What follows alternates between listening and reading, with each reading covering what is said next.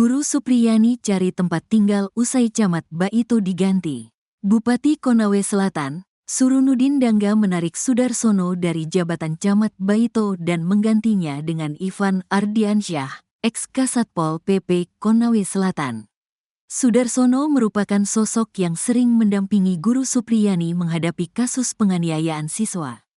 Selama masa persidangan, Sudarsono memperbolehkan Supriyani dan keluarga tinggal di rumah dinas Camat Baito. Hal tersebut dilakukan agar Supriyani merasa aman dan tak mendapat intervensi dari pihak manapun. Kini, Supriyani mencari rumah aman yang baru usai Sudarsono tak lagi menjabat sebagai Camat Baito. Lembaga Bantuan Hukum, LBH, Himpunan Advokat Muda Indonesia, HAMI, yang mengawal kasus Guru Supriyani turut mencarikan rumah tinggal yang baru.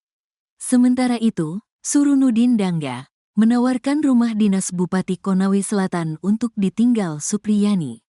Kalau Ibu Supriyani mau di sana, mau dirujak Bupati silakan, tuturnya, Kamis, tanggal 31 Oktober tahun 2024. Pemkab akan memberi perlindungan ke Supriyani selama tinggal di rumah dinas Bupati. Nanti dia ini kan masuk bersama linmasnya. Kalau Bu Supriyani mau tinggal di Rujab, silakan. Di rumah orang tuanya juga silakan, kita pastikan keamanannya, tukasnya. Pelah Camat Baito, Ivan Ardiansyah, meminta Supriyani tak pindah dari rumah dinas Camat Baito meski Sudarsono telah ditarik. Ibu Supriyani tetap kami kasih tinggal di Rujab Camat Baito, bebernya. Ivan Ardiansyah baru memindahkan barang-barangnya ke rumah dinas Senin, tanggal 4 November tahun 2024. Kemungkinan nanti Senin saya panggil anggota menjaga di sana pas saya pindah ke Rujab Camat Baito. Ini sebagai dukungan pemerintah Kabupaten Konawe Selatan kepada Guru Supriyani, pungkasnya. Camat Baito diganti. Sebelumnya, Surunudin menegaskan pergantian Camat Baito tak ada kaitannya dengan bantuan Sudarsono untuk Guru Supriyani. Sudah tugasnya pemerintah itu mendampingi warganya, siapapun itu, bebernya, Kamis, tanggal 31 Oktober tahun 2024, dikutip dari tribunnyusultra.com. Ia menjelaskan Sudarsono tak dicopot dari jabatan Camat Baito melainkan ditarik dan dapat menempati jabatan tersebut jika situasi kembali kondusif. Menurutnya, keputusan ini diambil sebagai bentuk pendisiplinan karena Sudarsono membuat gaduh dengan pernyataan mobil dinasnya ditembak orang tak dikenal, OTK. Supaya dia berhati-hati untuk berkomentar, apalagi sampai mengatakan kalau mobilnya ditembak, ini harus dipisahkan. Dua hal yang berbeda ini.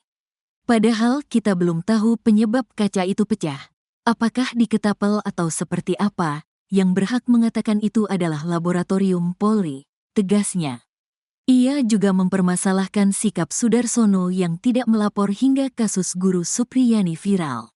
Saya juga setelah mendengar itu, Pemda atau saya secara pribadi telah menjamin dukungan moral ataupun material ke Supriyani, lanjutnya. Setelah mendengar penjelasan dari Surunudin, Sudarsono mengaku bersalah dan meminta maaf. Terima kasih sebelumnya, mohon maaf. Pak Bupati, saya tidak pernah melapor sama Bupati terkait kasus Supriyani hingga viral, ucap Sudarsono. Kondisi dan nasib anak polisi Aibda Wibowo Hashim yang mengaku dianiaya guru honorer bernama Supriyani belakangan jadi sorotan. Pasca kasus dugaan penganiayaan tersebut viral, anak polisi berinisial D, 6, itu rupanya tak lagi bersekolah. Hal itu lantaran D dikeluarkan dari sekolah gara-gara pihak sekolah membantah bahwa Supriyani telah memukuli D. Seperti diketahui, Guru Supriyani dibela Asosiasi Guru di Kecamatan Baito, PGRI juga memuat ultimatum keras untuk terduga korban yakni D. Lantaran surat tersebut beredar dan diterima keluarga Aibda Wibowo Hashim, masa depan korban kini terancam karena belum bisa bersekolah lagi. Pasca kasusnya viral, D terduga korban juga sering bertanya ke ibunya soal nasibnya. D bahkan sempat curhat ke sang ibu soal alasan kenapa ia tidak bersekolah lagi, padahal D harusnya mengenyam pendidikan di kelas 1 SD.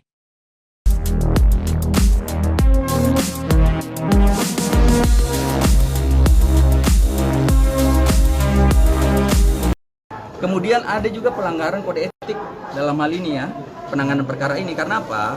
itu ada konflik of interest, benturan kepentingan, karena penyidiknya dengan pelapor ini satu kantor. Kemudian juga ada pemaksaan kepada Ibu Supriyani untuk mengaku, padahal Ibu Supriyani tidak pernah melakukan. Ada permintaan uang juga 50 juta, ya. Jadi itu semua pelanggaran prosedur, ya. Karena kalau misalnya eksepsi kami diterima, itu persidangan tidak akan lanjutkan pokok perkara. Kenapa kami ingin lanjut ke pokok perkara? Karena kami ingin membuktikan bahwa Ibu Supriyani tidak bersalah dan telah dikriminalisasi. Ya, kami ingin buktikan itu. Supaya kalau Ibu Supriyani tidak terbukti bersalah dan telah dikriminalisasi, kami ingin supaya oknum-oknum tersebut yang telah membuat Ibu Supriyani tersangka, telah membuat Ibu Supriyani ditahan, harus dipertanggungjawabkan. Penyidikan ini cuma berdasarkan 3 keterangan anak, ya. 3 keterangan anak. Yang kita ketahui dalam KUHP, keterangan anak ini tidak dikategorikan sebagai keterangan saksi. Kalaupun dia mau jadikan bukti petunjuk, itu penyidik tidak bisa menjadikan bukti petunjuk, nanti hakim. Karena untuk bukti petunjuk itu kewenangan hakim. Nah, pertanyaannya, bukti petunjuk itu apakah dia sesuai dengan alat bukti yang lain? Kan tidak ada. Saksi-saksi yang diperiksa termasuk gurunya Ibu Lilis, ya. Ini saksi dewasa disumpah pastinya. Itu sudah diperiksa dia bahwa tidak ada kejadian itu di tanggal 24 April. Pengakuannya ini tidak sinkron bahwa dia dipukul 1 kali dengan hasil luka yang dia kan bisa teman-teman lihat semua ya, posisi luka seperti apa. Pukulan 1 kali tapi menyebabkan beberapa luka, ya, beberapa luka. Ini bukan saya cerita, bisa dilihat di fotonya. Ada dia di situ kayak melepuh, kemudian ada beberapa paha dalam luka. Guru Supriyani menjalani sidang ketiga di Pengadilan Negeri Andoolo, Konawe Selatan, Sulawesi Tenggara, Sultra, Selasa, 29 Oktober 2024. Sidang dimulai pukul 9.40 WITA beragendakan pembacaan putusan sela oleh Majelis Hakim. Majelis Hakim memutuskan sidang kasus guru honorer Supriyani yang dituduh aniaya anak polisi dilanjutkan. Ketua Majelis Hakim, Stevie Rosano dan Hakim anggota Vivi Fatmawati Ali dan Sigit Jati dalam putusan selanya menolak eksepsi dari kuasa hukum Supriyani. Usai pembacaan putusan sela tersebut dilanjutkan dengan pemeriksaan saksi-saksi. Jaksa hadirkan 8 saksi. 3 diantaranya anak JPU langsung menghadirkan 8 saksi dalam persidangan tersebut. Dari 8 saksi dihadirkan, 3 diantaranya anak-anak atau masih di bawah umur, sehingga sidang di PN Andoolo berlangsung tertutup.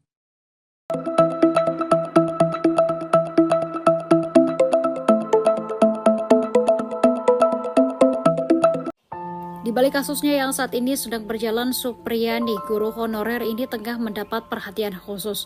Supriyani, guru di Konawe Selatan, Sulawesi Tenggara mendapat perhatian khusus dari Kementerian Pendidikan Dasar dan Menengah alias Kemendikdasmen.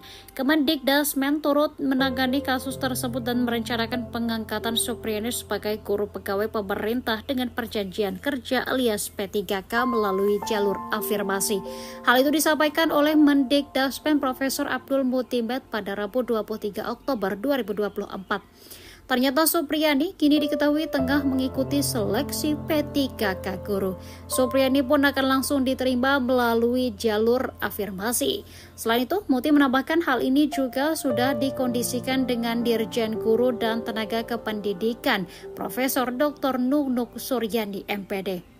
Saat kasus guru Supriyani ini mencuat, Muti langsung berkoordinasi dengan Kepala Kepolisian Negara Republik Indonesia Jenderal Listio Sigit Prabowo. Bukan untuk kasus hukumnya karena wewenang itu di luar wewenang Mendikdasmen. Namun karena peristiwanya terjadi di sekolah dan menyangkut guru, maka Kemendikdasmen langsung turun tangan. Kasus Supriyani kini sudah dilimpahkan ke Kejari Konsel dan tinggal menunggu persidangan di pengadilan negeri. Saat ditemui di LBH Hamis Sultra, Supriyani mengaku tidak pernah melakukan pemukulan seperti yang dituduhkan keluarga korban. Karena pada Rabu 24 April 2024 lalu, ia sedang mengajar di kelas 1B. Supriyani mengaku saat itu sempat memberikan tugas ke anak-anak didiknya. Sementara D, anak polisi tersebut berada di ruang kelas 1A. Ia tidak bertemu korban apalagi sampai memukuli seperti yang dituduhkan hari itu.